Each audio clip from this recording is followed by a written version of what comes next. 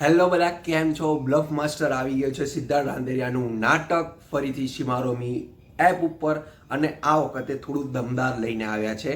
તો શું આ નાટક જોવાની મજા આવશે યા નહીં, આ શો જોવાની મજા આવશે કે નહીં, બધી જ વાત કરીશું આ વિડીયોની અંદર. પછી પહેલાં અગર ચેનલને પહેલી વાર વિઝિટ કર્યા છો, ચેનલને ફોલો જરૂર કરી લેજો, સબસ્ક્રાઈબ જરૂર કરી લેજો, અને વિડીયો પસંદ આવે તો લાઇક અને શેર જરૂર કરજો.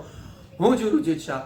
વાત કરીએ આપણે bluff master, Gujjubhai bluff master, Siddharth Randeria અને તેજલ વ્યાસ.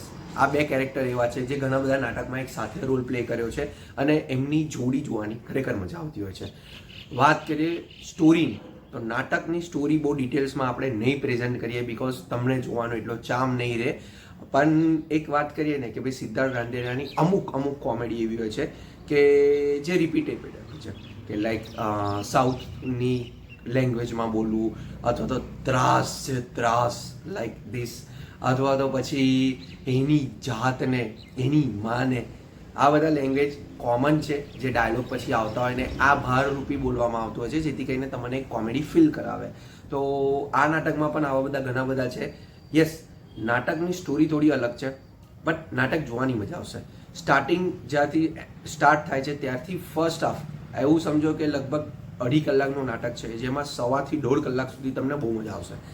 એના પછી આતંકવાદ ને એવું બધું થોડું અંદર એડ થઈ જાય છે, જેના કારણે નાટક થોડું ડાઉન પડી જાય છે. આ મને પર્સનલી લાગ્યું કે જોવામાં થોડો કંટાળો આવવા માંડ્યો હતો. લાસ્ટ એન્ડ આવતા સુધી તો બહુ કંટાળો આવ્યો એવું પણ લાગ્યું. સ્ટાર્ટિંગ બહુ મજા આવી, 1.5 કલાક સુધી તમને એન્ટરટેનમેન્ટનો કોઈ જ કમી નથી. ભલે ડાયલોગ રિપીટેડ છે ઘણા બધા, અમુક એક્ટિંગ પણ રિપીટેડલી છે. નવું તો શું આવે ભાઈ, આવું સિદ્ધાર્થ રાંદેરિયાનું કહેવું છે. બટ યસ, નવું તો કંઈ ના આવે, એનું પ્રેઝન્ટેશન અમુક અલગ હોય તો બહુ મજા આવે, અને જેવું આની અંદર બહુ સારી રીતના કરવામાં આવ્યું છે. પણ વાત કરીએ ને કે એનો એન્ડ આવતા સુધી નાટક તમને થોડું ફીકું લાગવા લાગે. તો અમુક વસ્તુ એવી છે કે 2.5 કલાકની જગ્યાએ હજુ કદાચ 2 કલાકની આસપાસ અગર પતાવી દીધું હોત ને તો પણ ચાલી શકતું હતું, બિકોઝ પાછળ એન્ડમાં થોડું બહુ અલગ વેમાં લઈ જતા હતા.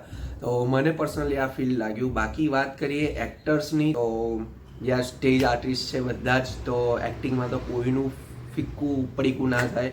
બધાની એક્ટિંગ એકદમ જોરદાર હોય અને છે જ ડેફિનેટલી, આમાં કોઈ શંકાને સ્થાન નથી. એક્ટિંગમાં તમને કોઈ જગ્યાએ કોઈની એક્ટિંગ ડલ નથી લાગવાની, બધાની એક્ટિંગ ધમાકેદાર બતાવી છે.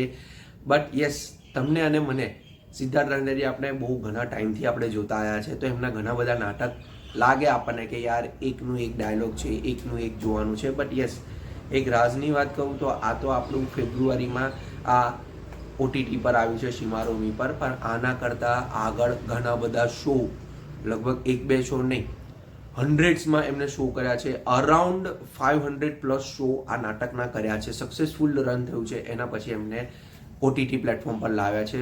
ઓલ ઓવર 15+ કન્ટ્રીની અંદર ભજવવામાં આવ્યું છે, અને એના પછી હવે ઓટીટી પર આપણે જોઈ શકીએ છીએ. તો ઘણા બધાએ નાટક જોયેલું હશે. યસ, જે લોકોએ નથી જોયું, શિમારોમી ઉપર અવેલેબલ છે આ નાટકને આપણે આપીશું 3 સ્ટાર આઉટ ઓફ 5. પણ યસ, મારા હિસાબથી આ નાટકની લેન્થ થોડીક ઓછી હોત તો વધારે સારું રહે.